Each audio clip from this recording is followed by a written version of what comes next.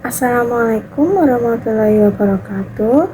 Perkenalkan, nama saya Devi Mila Sainsani dengan nomor induk mahasiswa saya 2515024241. Saya dari program studi ilmu hukum dari kelas E.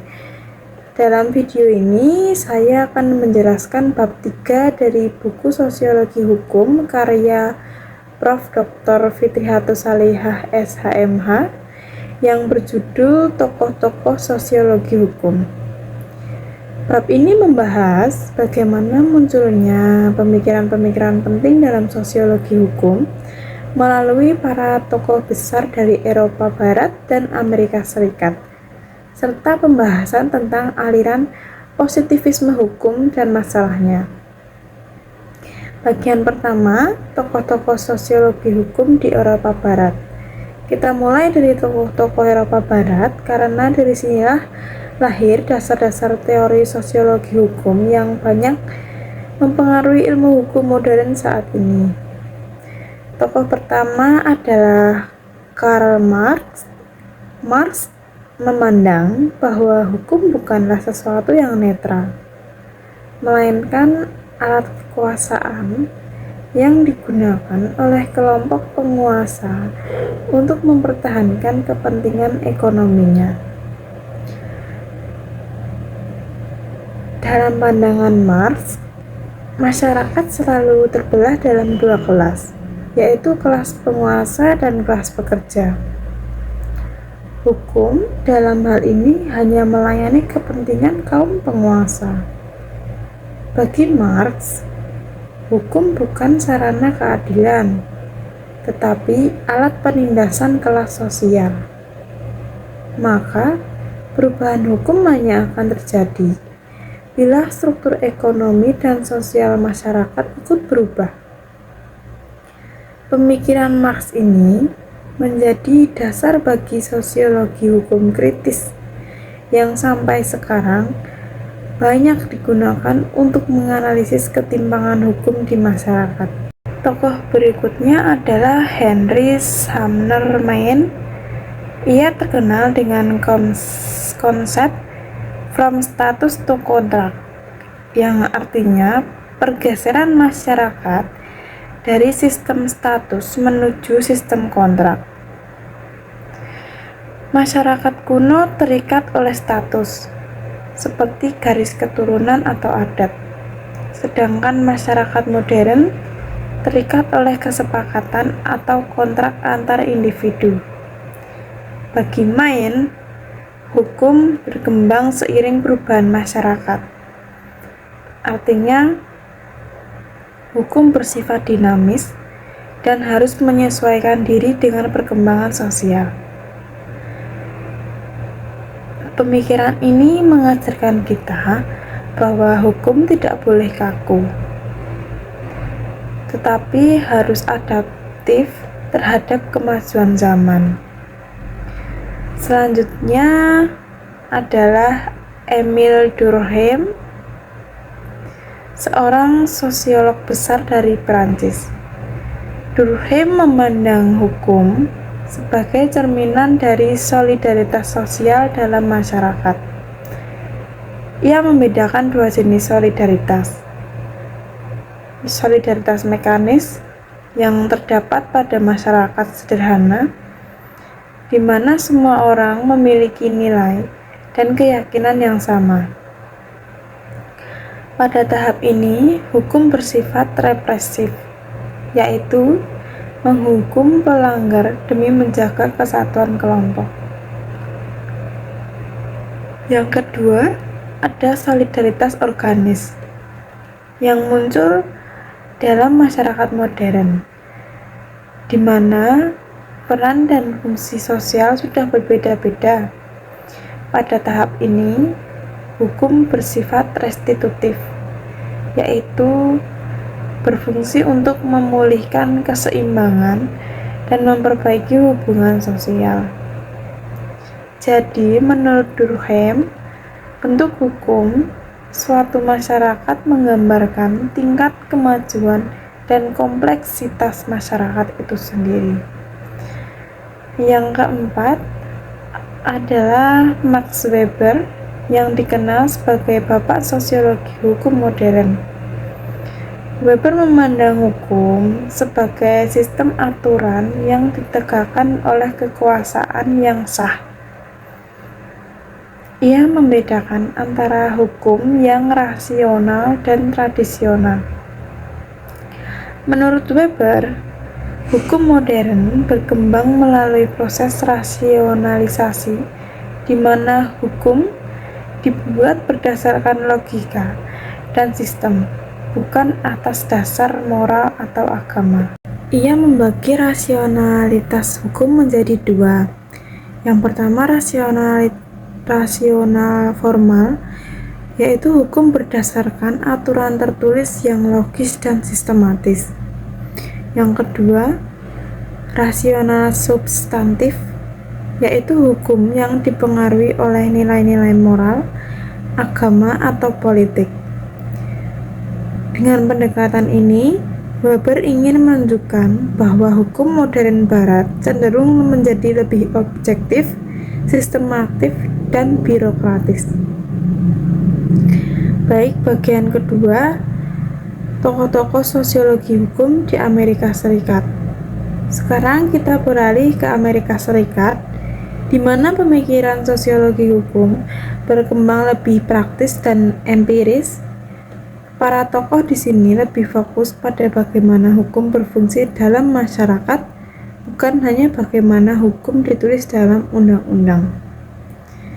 Yang tokoh pertama dari Amerika adalah Oliver Wendell Holmes, seorang hakim terkenal di Mahkamah Agung Amerika Serikat.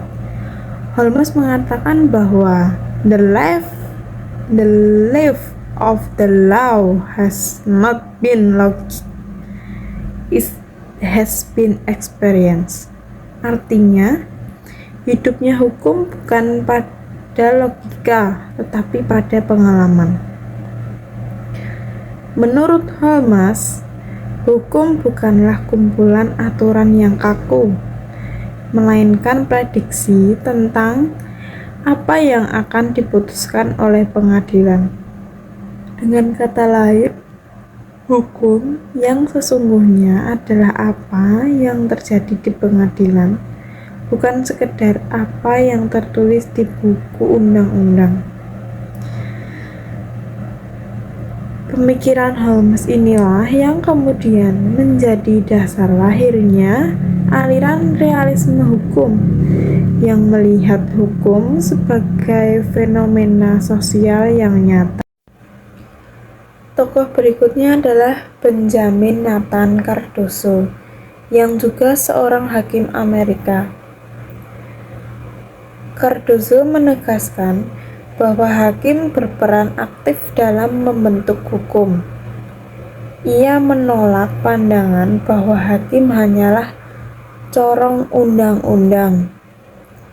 Menurutnya, hakim harus mempertimbangkan nilai moral, kepentingan sosial, dan sejarah masyarakat dalam memutuskan perkara.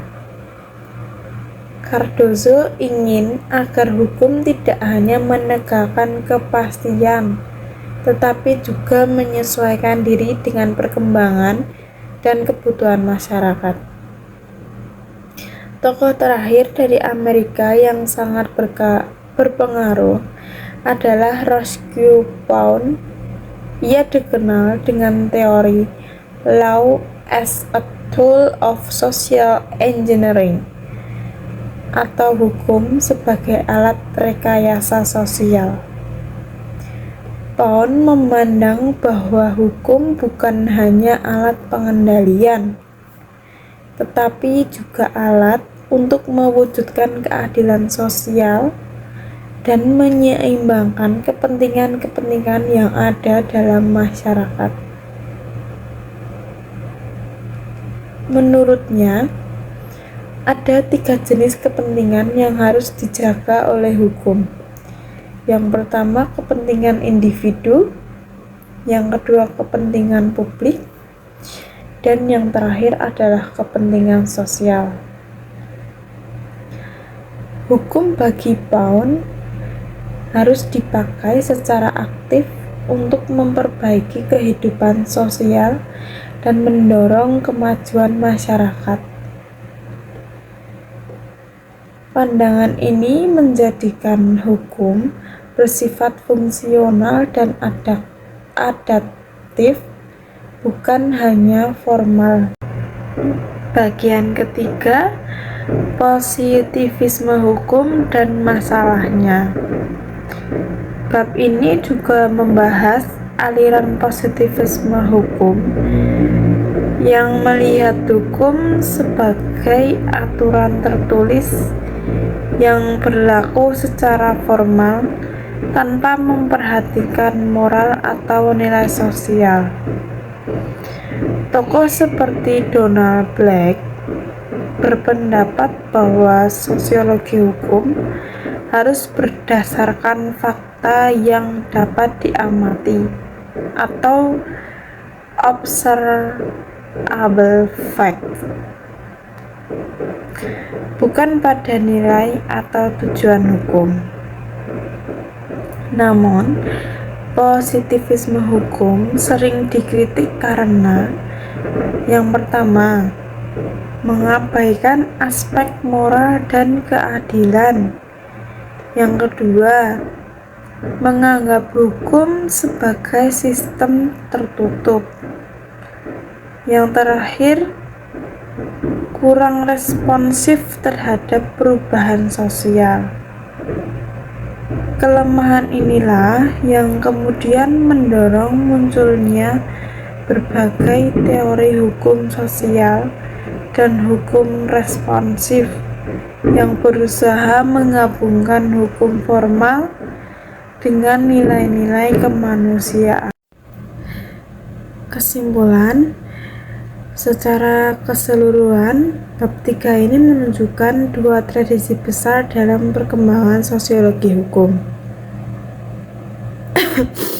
Yang pertama, tradisi Eropa Barat yang menekankan teori struktur sosial dan hubungan antara hukum dan masyarakat. Yang kedua, tradisi Amerika Serikat yang menekankan praktik, fungsi sosial, dan penerapan hukum di kehidupan nyata. Kedua tradisi ini sama-sama penting. Dari Eropa, kita belajar tentang dasar pemikiran dan teori hukum, sementara dari Amerika, kita belajar bagaimana hukum bekerja dalam masyarakat. Bagi kita di Indonesia, pemikiran ini sangat relevan karena hukum di negara kita tidak akan efektif hanya dengan membuat undang-undang, tetapi juga harus dibarengi dengan kesadaran hukum masyarakat dan budaya hukum yang hidup. Dengan memahami pemikiran para tokoh seperti Marx, Main, Durkheim, Weber, Holmes, Cardoso, dan Roscoe Pound, kita bisa melihat bahwa hukum bukan hanya teks dan aturan, tetapi juga cermin kehidupan sosial manusia yang terus berkembang. Jadi, kesimpulannya, bab 3 mengajarkan bahwa hukum adalah fenomena sosial yang hidup dan keberhasilannya sangat bergantung pada bagaimana ia menyesuaikan diri dengan masyarakat. Tanpa pemahaman sosiologis, hukum hanya akan menjadi tulisan kaku di atas kertas. Tapi dengan pendekatan sosiologi hukum, kita bisa menjadikan hukum lebih manusiawi, adil, dan bermanfaat bagi semua. Baik, terima kasih sudah menyimak ulasan saya tentang bab 3 tokoh-tokoh sosiologi hukum. Semoga bermanfaat dan sampai jumpa. Selamat malam.